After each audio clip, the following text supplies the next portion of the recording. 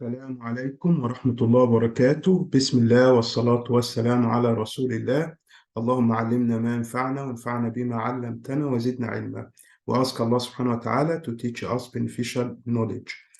We start our program today. Our program is about education. It's an educational program in fiqh. It includes many topics, many subjects, but this part of the program is about fiqh. This is module 1, ablution and prayer. In module 1, we'll talk about ablution and prayer. We talked about the pillars of Iman. We talked about the pillars of Islam. We talked about the 5 Islamic ruling. Then we started talking about purification. We said Hadith of Prophet Muhammad that the key to pray is to purify, is purification. Then we talked about the types of water. Then we talked about etiquettes of entering the toilet. Then we said the hadith that Prophet Muhammad teaching us that we do not face the Qibla and we do not give our back to the Qibla. We mentioned this hadith.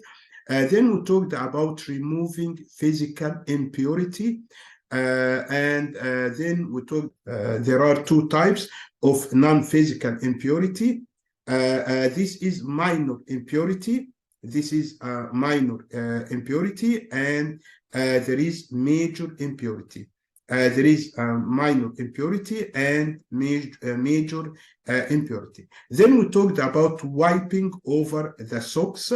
We talked about wiping over the socks. After this, we talked about how to perform ablution. Then we talked the conditions of ablution, and then we talked about removing non-physical impurity, about taking a bath. And we mentioned the 3 cases that the person must take a bath. The first thing, sexual intercourse, ejaculation, number 2, and number 3, menstrual blood. And we talked about them yesterday in detail. We talked about how to take a bath, how to perform ghusl, how to take a bath. As we mentioned yesterday, there are obligatory actions and voluntary or optional actions.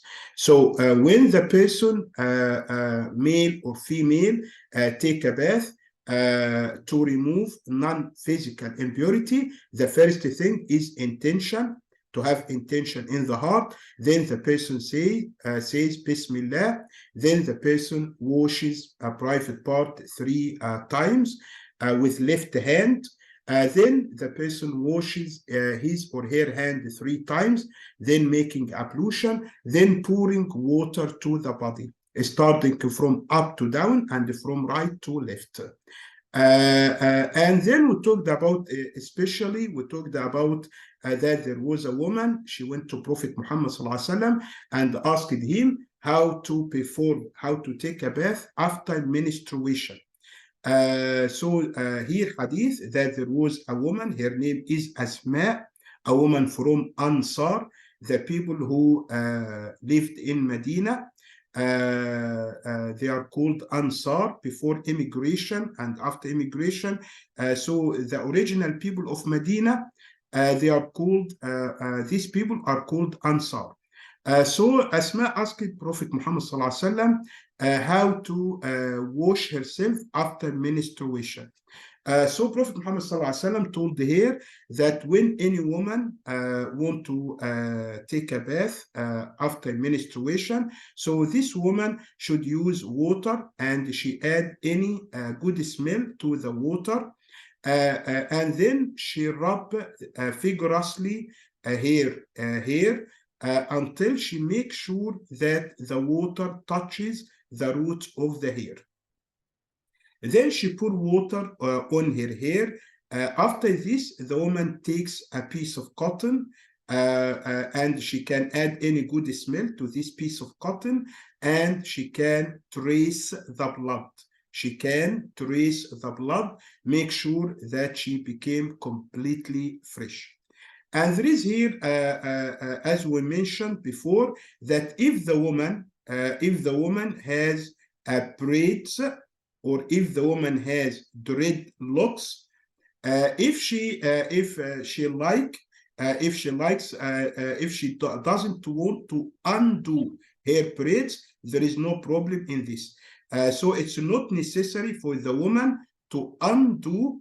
It's not necessary for the woman to undo her braids, or if the woman is having dreadlocks, if she likes, she can take a bath without undoing her braids or without undoing her dreadlocks. Then we talked about obligatory acts in taking a bath: only intention and washing the entire body.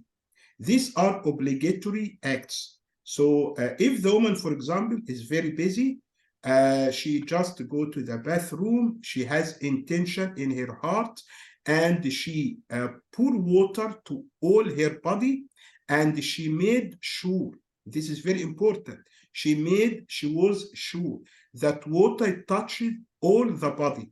Water touches all the body. So this taking bath is valid.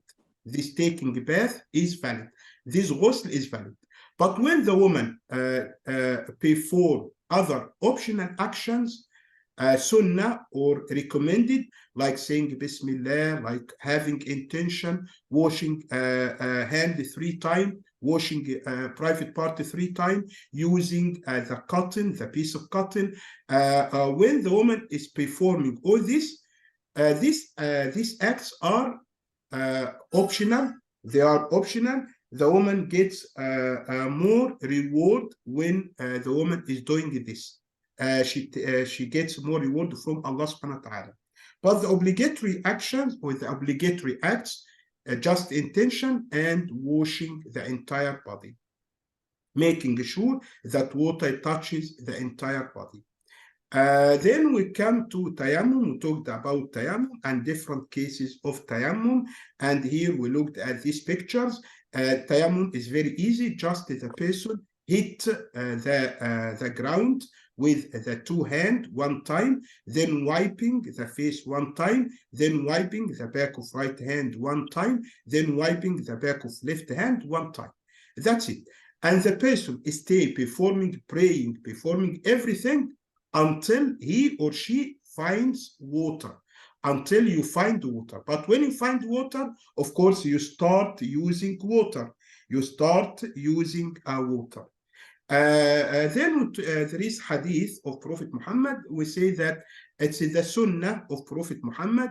There are many Hadith that Prophet Muhammad ﷺ used the siwak in many situations.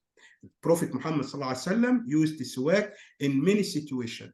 When he got up, or when you get up from sleeping, when you pray, when you have ablution. So siwak is the Sunnah, the guidance of Prophet Muhammad sallallahu alaihi wasallam. So as we said, even when the Prophet sallallahu alaihi wasallam got up to pray night prayer, when the Prophet sallallahu alaihi wasallam got at night to pray night prayer, he used this work when he wanted to recite the Holy Quran, when before ablution, in many situations. Prophet Muhammad ﷺ used this work. He liked this work a lot. And so the guidance, so we follow the guidance of Prophet Muhammad ﷺ as Muslim. So in different situations, we can use siwak to make the smell of the mouth nice. As Muslim, we try to make the smell of our mouth nice. So this is the guidance of Prophet Muhammad sallallahu alaihi wasallam. Then we come to Hadith of Sunan al-Fitra. Sunan al-Fitra. What is Sunan al-Fitra? Acts that correspond to human nature, consistent with human nature. Normal human nature do this. So Prophet Muhammad in Hadith told us 10 action or 10 acts that are considered Sunan al-Fitra. Prophet Muhammad said 10 من الفطرة: قص الشارب وعفاء اللحية والسواك واستنشاق الماء وقص الأظفار وغسل البراجم ونتف الإبط وحلق العانة وانتقاص الماء and so on. So in English, these 10 acts are that are consistent with fitra, clipping the mustache, this for men, letting the beard grow, also for men, using siwak or tooth stick. Of course, this for men and women. This is, as we said, Prophet Muhammad ﷺ liked siwak a lot. He used it in many situations. Also, cleaning the nose, cutting the nails, washing the finger joints, and plucking the hair under the armpits, and shaving the pubes or the hair around the private part. In another hadith, Anas, one of the companions of Prophet Muhammad ﷺ, Anas tells us that the Prophet set a time limit, that we shouldn't ignore these issues more than this time limit. So we shouldn't ignore clipping the mustache or cutting the nails or plucking hair under the armpits or shaving the hair around the private part. So we shouldn't exceed 40 nights. We shouldn't exceed 40 nights. The maximum limit is 40 nights. Before this, the Muslim man or the Muslim woman should pay attention to cut the nails, to pluck the hair under the armpit, or remove it in any way, shave the hair around private parts.